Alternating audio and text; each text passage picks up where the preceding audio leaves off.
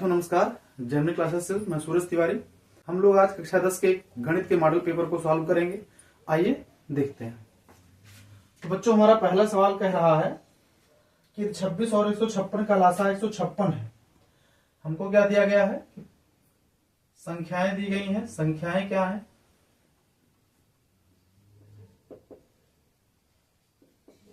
संख्याएं हैं आपके पास 26 और 156। संख्याएं हैं 26 और 156 तथा इनका लासा हमको दिया गया है। लासा है हमारे पास 156 दिया गया है। हमको मासा ज्ञात करना है। हमको क्या ज्ञात करना है? ज्ञात करना है मासा। ठीक, तो बच्चों मासा बराबर होता है A इंटू बी बटे लासा। हमारे पास 26 है और 156 है और इसका लासा कितना है? तो 156 है। 156 से 156 कट जाएगा। मासा बराबर हो जाएगा 26। इस प्रकार से हमारा ऑप्शन जो है वो 26 सही आंसर हो जाएगा। ठीक है, आइए बढ़ते हैं दूसरे सवाल की तरफ। दूसरा सवाल हमारा कह रहा है कि एक परिमेय संख्या और एक अपरिमेय संख्या का योग कैसा होता है। तो बच्चों, जैसे हमारे पास है एक परिमेय संख्या 2 और एक अपरिमेय संख्या √2। जब इन दोनों को जोड़ेंगे तो हमको क्या मिलेगा? 2 प्लस √2। इसके बारे में हम लोग पहले पाठ में ही सीख चुके हैं कि अगर संख्या इस रूप की हो तो वो संख्या कैसी होती है? अपरिमेय संख्या होती है। कैसी संख्या होती है बच्चों? अपरिमेय संख्या। अपरिमेय संख्या होती है। यानी एक परिमेय संख्या और एक अपरिमेय संख्या का योग जो होता है वो सदैव एक अपरिमेय संख्या होती है। ठीक है, आइए तीसरे बहुविकल्पीय को देखते हैं। तीसरे सवाल में आपको दिया गया है x बराबर तीसरा सवाल आप देख रहे हैं, दिया गया है x - 2 बराबर 0 के और y प्लस 6 बराबर 0। अब ऐसे संख्या में कहा है कि का प्रतिच्छेद बिंदु क्या है? कौन सा ऐसा पॉइंट है जहां पर ये दोनों एक दूसरे को इंटरसेक्ट करेंगे? तो देखो भैया, ये हो जाएगा x बराबर 2 और y बराबर क्या हो जाएगा? -6। तो हमारा प्रतिच्छेद बिंदु हो गया 2, -6। ठीक है, हमारा डी वाला ऑप्शन क्या हो जाएगा? सही हो जाएगा। चलिए अगले बहुविकल्पीय पे चलते हैं। बच्चों, हमारा अगला सवाल कह रहा है a1x plus b1y plus c1 बराबर 0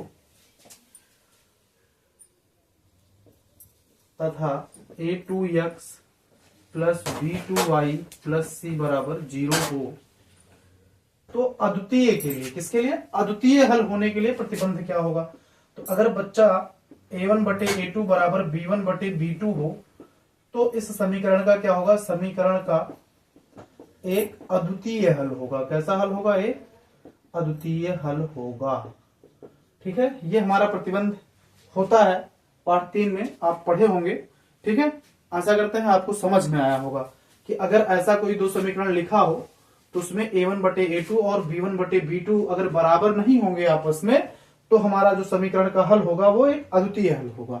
ठीक है, आइए चलते हैं पांचवें बहुविकल्पीय की तरफ। पांचवें में हमसे कह रहा है 5x² - 3x प्लस 2 बराबर 0 के मूलों का योग है। तो ठीक है, देखते हैं इसमें क्या होगा भाई। तो मूलों का योग बराबर होता है -b/a होता है। ठीक है, यानी अल्फा प्लस बीटा बराबर -b/a। तो b की जगह बच्चा हमारे पास क्या है? -3 है। तो -3 बटे a की जगह पे क्या है? 5 है। तो माइनस माइनस प्लस हो जाएगा, ये 3/5। अल्फा प्लस बीटा बराबर क्या आ जाएगा आपके पास? 3/5 आ जाएगा। ठीक है, तो इस प्रकार से हमारा पांचवा सवाल लग जाता है। आइए आगे बढ़ते हैं बहुविकल्पीय नंबर 6 पे। चलिए हमारा छठवां सवाल कह रहा है, यदि शांत जल में नाव की चाल 8 किलोमीटर प्रति घंटा है, शांत जल में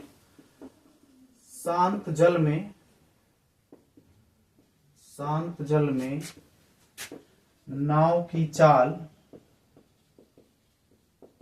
8 किलोमीटर प्रति घंटा, ठीक है। धारा की चाल बच्चों आपको दी गई है 3 किलोमीटर प्रति घंटा, ठीक। तब नाव की चाल क्या होगी? तब धारा के प्रतिकूल दिशा,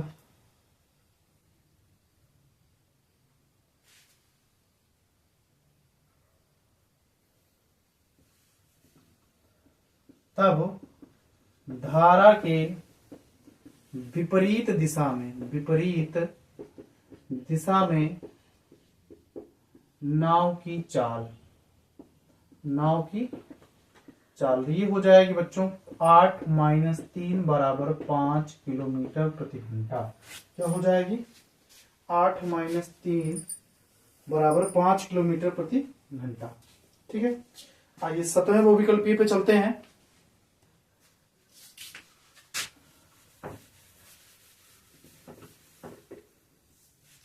सातों में हमसे कहा जा रहा है कि 20, x, 30, ठीक है। ये तीनों किसमें है? एपी में है। तीनों एपी में है, तो आपको बताना है x की वैल्यू। तो बच्चों हम जानते हैं ये 3 पद हैं। समांतर श्रेणी के 3 पदों को लिखेंगे। समांतर श्रेणी के प्रथम 3 पद कौन कौन से होते हैं भैया? a1 बराबर a, a2 बराबर a प्लस d होता है, और a जगह पे अगर इसको हम माने तो 20 हो जाएगा, और यहां पे मानेंगे अगर हम लोग तो ये हो जाएगा x, और a3 बराबर हो जाएगा बच्चों a प्लस 2d बराबर 30। समीकरण 1, समीकरण 2 और समीकरण 3। हम कहेंगे समीकरण 1 व 3 से, समीकरण 1 व 3 से, 1 में क्या है हमारे पास? a प्लस 2d बराबर 30 और a है बराबर 20। क्या करेंगे भैया? घटा लेंगे। घटाने पर घटाओगे तो क्या हो जाएगा? यहां माइनस यहां, 2d बराबर आ जाएगा बच्चा 10। 2d बराबर कितना आ गया? 10। तो d बराबर क्या हो जाएगा? d बराबर 10/2, पक्षांतर कर लेंगे और d बराबर हमको मिल जाएगा 5। तब a2 यानी a प्लस d बराबर क्या हो जाएगा बच्चों? 20 + 5। a2 का मान है x हमारे पास, तो x बराबर हो गया भैया 25। अगर x का मान 25 होगा तो ये हमारा जो तीनों पद है समांतर श्रेणी या एपी में होगा। आइए 8वें सवाल की तरफ चलते हैं, ठीक है।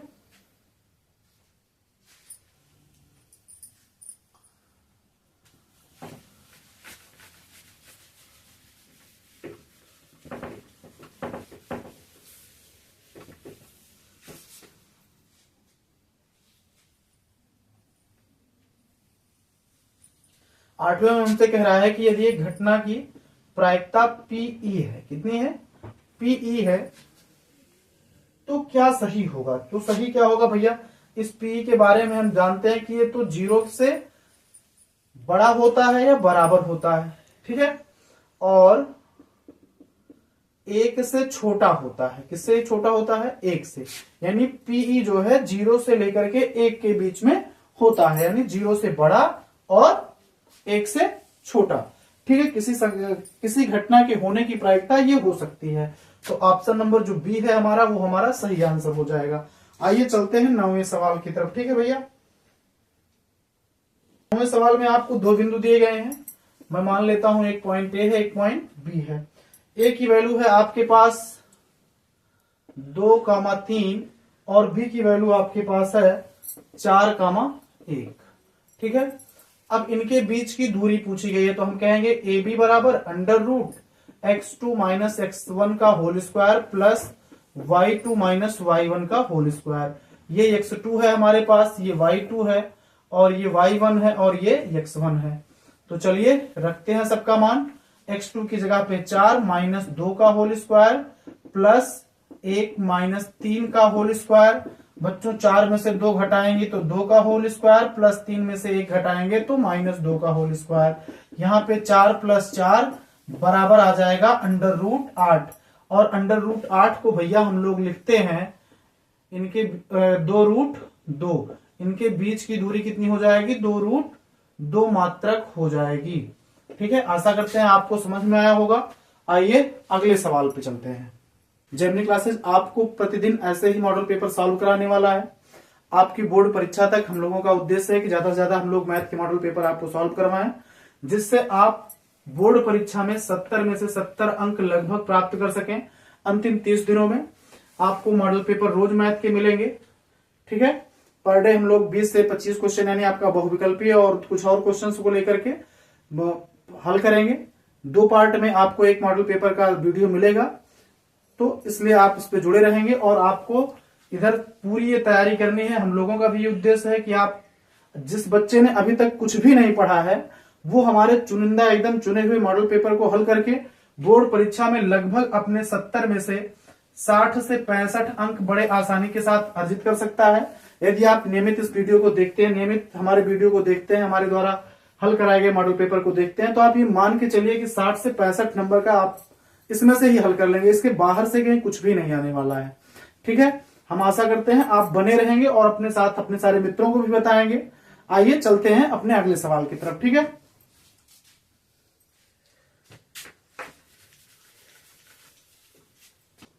हमको 10वें सवाल में कहा जा रहा है 3x² + 5x - 2 बराबर 0 हो तो शून्यकों का योगफल। तो भैया अभी हमने पढ़ा कि शून्यकों के योगफल, शून्यकों का योगफल, इसका फार्मूला होता है हमारे पास -b/a होता है। तो चलो बच्चा देखो हमारे पास क्या हो जाएगा, अल्फा प्लस बीटा बराबर -b। b की जगह पे क्या है 5, तो -5, और a की जगह पे क्या है 3, -5/3 हो जाएगा। तो ये फार्मूला आपको याद रखना है। ठीक है, और एक सूचना भी है हमारे उन नए छात्रों के लिए जो हमारे पुराने छात्र थे, 10 के 12 में है इस बार, वो लोग पूछ रहे थे, तो आपके लिए मैं बता दूं कि जेमिनी क्लासेस अपनी कक्षा 10 व 12 की नई बैच 27 जनवरी से शुरू कर रहा है। ठीक है, आपको ये हमारे सभी ब्रांचों पर, तीनों ब्रांचों पर ये सारी क्लासेज 27 जनवरी से शुरू हो रही हैं, जिसके लिए आप जो है संपर्क कर सकते हैं 9198389039 पर, और या आप इस नंबर पर भी संपर्क कर सकते हैं 8576969602। इन दोनों नंबरों पर आप संपर्क कर सकते हैं अधिक जानकारी के लिए। तो हमारे तीनों ब्रांचों पर ये क्लासेस 27 जनवरी से शुरू हो रही हैं। आप ज्यादा से ज्यादा मात्रा में जल्दी से जल्दी जुड़ सकते हैं, सीटें सीमित हैं हर जगह पे। ठीक है, आप जानते भी हैं कि जेमिनी क्लासेस किस तरह से रिजल्ट देता है, पिछली परीक्षाओं में आप देख भी चुके हैं। तो हमारी सारी ऑफलाइन क्लासेज 27 जनवरी से और ऑनलाइन क्लासेज भी 27 जनवरी से शुरू हो रही हैं। इसलिए हमको दिया गया है कि बिंदु -4, दूसरा है हमारे पास 4, और तीसरा है हमारे पास 0, 3। ये बताना है कि किसके शीर्ष हैं। ठीक है, ये किस प्रकार के त्रिभुज के शीर्ष हैं, समद्विबाहु है कि समबाहु है या विषमबाहु है। तो आइए देखते हैं। मैं इसको मान लेता हूं ये, इसको मान लेता हूं b, इसको मान लेता हूं c। तो बच्चा ए बी के बीच की दूरी निकालेंगे तो क्या हो जाएगा, x2 - x1, 4, -4 का होल स्क्वायर प्लस, यानी इधर 0, 0 का, तो 4 + 4 का होल स्क्वायर, 0 की वैल्यू 0 हो जाएगी, 4, 4, 8 का होल स्क्वायर बराबर ये हो जाएगा 8, यानी 64 आएगा। 64 का स्क्वायर रूट करेंगे तो 8 ही आ जाएगा। ठीक है, ए बी की दूरी हमको मिल जाती है 8।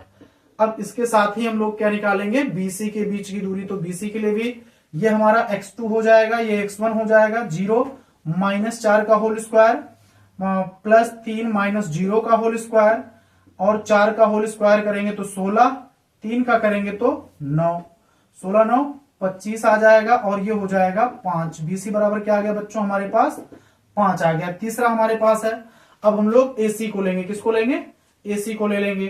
तो यहां पे एसी के लिए जब हम लोग चलेंगे तो यहां पे एसी का क्या हो जाएगा, 0 - -4 का होल स्क्वायर प्लस 3 माइनस 0 का होल स्क्वायर, ये क्या हो जाएगा बच्चों 16 प्लस 9 का होल स्क्वायर, और यहां पे आ जाएगा 25। AC बराबर अंडर रूट 25, तो AC बराबर हमको मिल गया 5। क्या मिल गया बच्चों 5। देखिए BC और AC की भुजाएं क्या है, यानी दूरी बराबर है और AB की अलग है, तो हम इसे क्या कहेंगे समद्विबाहु त्रिभुज। क्या कहेंगे इसको समद्विबाहु त्रिभुज, समद्विबाहु त्रिभुज है, ठीक है, समद्विबाहु त्रिभुज। ठीक, समद्विबाहु त्रिभुज ऐसा त्रिभुज होता है जिसकी दो भुजाएं आपस में क्या हो, बराबर हो। ठीक है भैया, आइए चलते हैं अगले सवाल पे।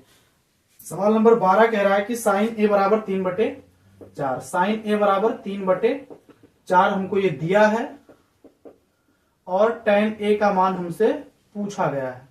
ठीक है, तो हम यहां पे एक त्रिभुज बना लेते हैं, एक समकोण त्रिभुज बनाएंगे ऐसे ABC, जिसका कोण भी क्या है समकोण है।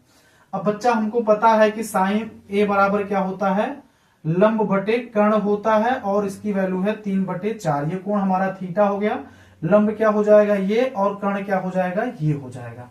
ठीक है, हमको AB निकालना है, तो त्रिभुज ABC में हम लोग लगाएंगे पाइथागोरस। क्या लगाएंगे भैया, पाइथागोरस की प्रमेय लगा लेंगे। और पाइथागोरस की प्रमेय से जब AB निकालेंगे तो आधार बराबर क्या होता है, कर्ण का वर्ग माइनस लंब का वर्ग।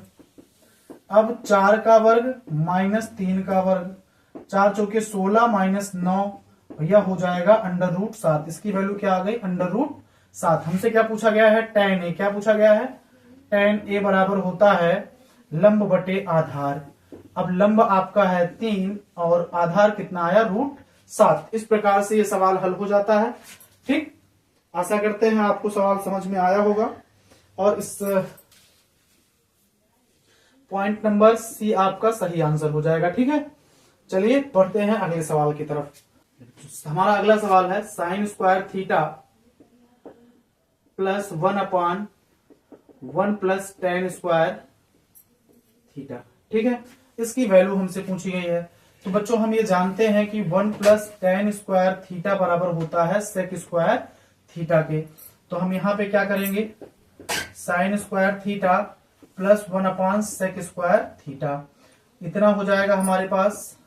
अब चूंकि हमें यह भी पता है कि 1/सेक थीटा बराबर होता है कॉस थीटा, तो यहां पे क्या हो जाएगा साइन स्क्वायर थीटा, इसकी पूरी वैल्यू हो जाएगी प्लस कॉस स्क्वायर थीटा, और sign square theta plus cos square theta बराबर होता है बच्चों 1। तो इसकी वैल्यू क्या आ गई 1। सवाल नंबर 13 का आंसर हमारा क्या हो जाएगा 1 वाले विकल्प को आप क्या करेंगे सही कर देंगे, जो कि विकल्प नंबर हमारे पे कितना है डी नंबर विकल्प हमारा हो जाएगा सही। ठीक है, डी विकल्प हमारा सही विकल्प है।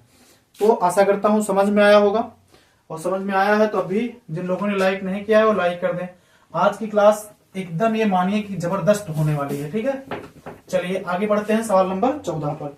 देखिए हमारा अगला 14 नंबर सवाल कह रहा है, तो इसमें आपको दिया गया है r बराबर 21, थीटा बराबर 60। हमसे पूछा गया है चाप की लंबाई। तो भैया चाप की लंबाई का फार्मूला क्या होता है, तो थीटा बटे 360 इंटू 2πr।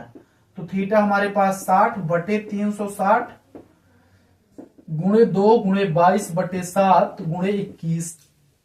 60 का 6 36 हो जाएगा, और 2/3 6 3 7 21, 7 से 7 कट गया।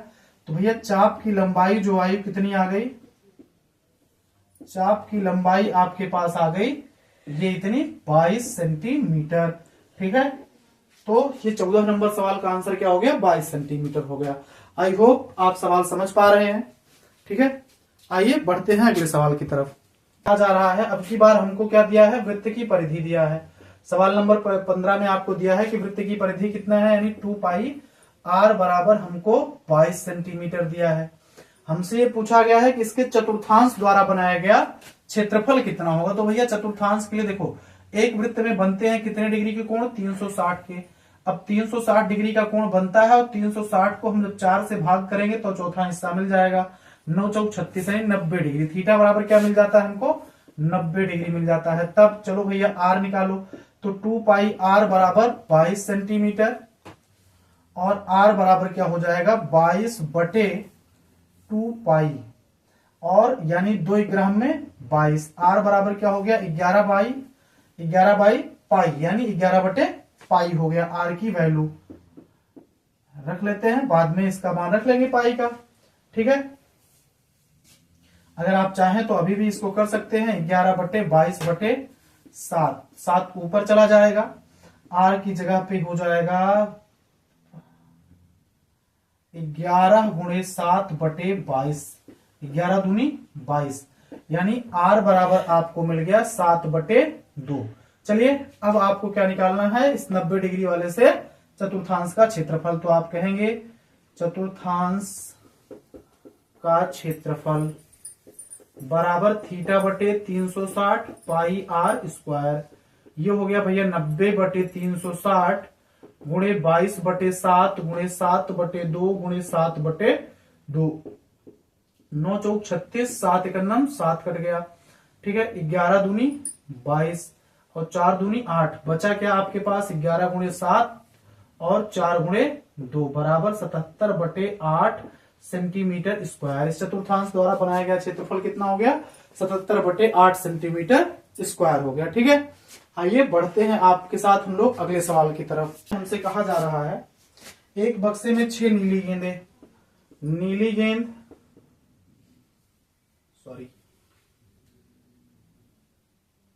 नीली गेंद नहीं है, नीले कंचे हैं। नीले कंचे बराबर 6, सफेद कंचे बराबर 4, और आप काले कंचे जो हैं 8 हैं, काले कंचे बराबर 8। कुल कंचे हो गए 6 4 10 8 18। हमसे पूछा गया है नीले कंचे की प्रायिकता। क्या पूछा गया है, नीले कंचे की प्रायिकता पूछी गई है कि आप थैले में या दृच्छया हाथ डाल देते हैं और कंचा कौन सा मिले आपको, नीला वाला। तो भैया देखो नीले कंचे की प्रायिकता के लिए हम लोग फार्मूला लगाएंगे, Pe बराबर नीले कंचे की संख्या यानी 6 और बटे कुल कंचे, तो 18 काट दीजिए, 6/18 यानी 6 एकम 6 और 6 त्रिक 18। प्रायिकता क्या आ गई भैया, Pe बराबर आपके पास आ गया 1/3। ठीक है, इस प्रकार से आपका सवाल नंबर 15 हो जाता है। चलिए सवाल नंबर 16 हो जाता है। आइए चलते हैं सवाल नंबर 17 की तरफ। सवाल नंबर 17 कह रहा है पाइप के बाहरी हिस्से का जो व्यास है वो 4 है। बाहरी व्यास क्या है आपके पास, बाहरी व्यास बराबर 4 सेंटीमीटर, तो आंतरिक व्यास क्या हो जाए, बाहरी त्रिज्या बराबर 2 सेंटीमीटर। आंतरिक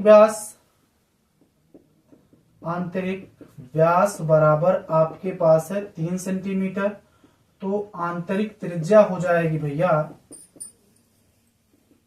1.5 सेंटीमीटर, क्योंकि त्रिज्या क्या होती है, व्यास की आधी होती है। हमसे पूछा गया है प्रयुक्त पाइप में धातु का आयतन कितना होगा, जिसके साथ हमको दी गई है ऊंचाई। पाइप की ऊंचाई है 20 सेंटीमीटर, धातु का आयतन हमसे पूछा गया है, तो इसका फार्मूला हो जाएगा पाई इंटू 2 का स्क्वायर माइनस 1.5 का स्क्वायर इंटू 20। पाई r स्क्वायर एच होता है, r की जगह पे हमने क्या रख लिया, इसको रख लिया, R2 माइनस R1, ये हमारे पास हो गए। ठीक है, यही हमारा हो जाएगा आंसर। आइए बढ़ते हैं सवाल नंबर 18 की तरफ। ठीक है, सवाल नंबर 18 एकदम सरल है। आपसे पूछा गया है शंकु के आयतन का फार्मूला। शंकु का आयतन जो होता है वो हो जाता है 1/3 पाई r स्क्वायर एच होता है। ये हमारा शंकु का फार्मूला पूछ लिया था 18 नंबर में। 19 नंबर का बहुविकल्पीय है कि आंकड़ों की माध्यिका क्या होगी। 19 नंबर में आंकड़ों की माध्यिका, तो आंकड़े हैं 2 4 6 8 आंकड़े हमको दिए हैं 2 8 4 6 और 5। चलिए सबको जोड़ लीजिए, 2 + 4 + 5 + 6 + 8 बटे 1 2 3 4 5। जोड़ भैया क्या हो जाएगा, 6 4 10 10 10 20 5 25 25 बटे 5 कितना आ जाएगी माध्यिका बराबर, तो माध्यिका हो जाएगी हमारे पास 5। कितनी होगी भैया, माध्यिका हो गई 5। ठीक है, हमसे पूछा है अगला सवाल 20 नंबर, आपके बहुविकल्पीय का 20 नंबर सवाल है, जो कि पूछा गया है हमसे कि 1 से 9 तक की प्राकृतिक संख्याओं का योग कितना होगा। तो भैया हम जानते हैं 1 से 9 तक की संख्याओं का योग, ये योग होता है 45। कितना होता है? 45/9 हो जाएगा। तो माध्य बराबर 9 × 45, माध्य आपको मिल जाएगा 5। कितना मिल जाएगा? 5। आशा करते हैं आप लोग समझ पाए होंगे। ठीक है, आपने वीडियो के इस भाग में पढ़ा 1 से लेकर 20 तक के बहुविकल्पीय सवालों का उत्तर। ठीक है, कैसे हम लोग लाएंगे और कैसे हम सारे के सारे बहुविकल्पीय सही करें, क्योंकि ज्यादा से ज्यादा विद्यार्थी बहुविकल्पीय सवालों में तुक्का लगाते हैं और तुक्के हमारे गलत भी हो जाते हैं। ठीक है, हमको पेपर में एक भी पैसे का जल्दबाजी करनी ही नहीं है, एकदम रिलैक्स होकर के एक एक नंबर को हमको बटोरना है। और हमारा टारगेट क्या है कि हम 70 में पूरे 70 अंक मैथ में अर्जित कर सकते हैं। और तरीका क्या है कि आप जेमिनी क्लासेस से जुड़े रहें और क्या करें, सीधा सीधा एक काम, जितने मॉडल पेपर आपको इस टाइम पे हल कराए जा रहे हैं बोर्ड परीक्षा की दृष्टि से एकदम महत्वपूर्ण है, उनको हल आप देखते रहें। वीडियो के इस भाग में सिर्फ आप 20 सवालों को पढ़ें, अगले सवाल यानी वीडियो के अगले भाग में हम लोग पूरे इस मॉडल पेपर को हल कर लेंगे। प्रत्येक मॉडल पेपर की आपको 2 क्लास मिलेगी, यानी एक मॉडल पेपर 2 क्लास में होगा, क्योंकि ड्यूरेशन बहुत लंबा हो जाता है, आपको भी थक जाएंगे। इसलिए एक दिन में 20 सवाल आपके बहुविकल्पीय के, दूसरे दिन आपके इसके पूरे और जो बचे हुए सवाल हैं। ठीक है, आइए वीडियो को यहीं पर समाप्त करते हैं। हाँ, अगर वीडियो आपको अच्छा लगा है आप वीडियो को लाइक करिए, चैनल को सब्सक्राइब करिए और अपने मित्रों में भी शेयर करिए ज्यादा से ज्यादा। और इसके साथ एक सूचना भी है आपको, जो अभी पहले ही बताई गई थी। सूचना यह है कि जेमिनी क्लासेस अपनी कक्षा 10 और 12 की नई कक्षाएं 2025 की बोर्ड परीक्षा को देखते हुए लेके आ रहा है 27 जनवरी को अपने सभी ब्रांचों पर, ऑफलाइन और ऑनलाइन भी। जिसके बारे में अधिक से अधिक जानकारी के लिए आप इन नंबरों पर संपर्क कर सकते हैं 91 98 38 90 39। ठीक है, तथा 85 76 96 96 02, इन नंबरों पर आप क्या कर सकते हैं, संपर्क कर सकते हैं किसी भी प्रकार की जानकारी के लिए। इधर 27 तारीख से आपकी नई क्लासेस शुरू हो जाएंगी, जो 2025 की 10 और 12 की बोर्ड परीक्षा को ओरिएंटेड चलाई जाएंगी।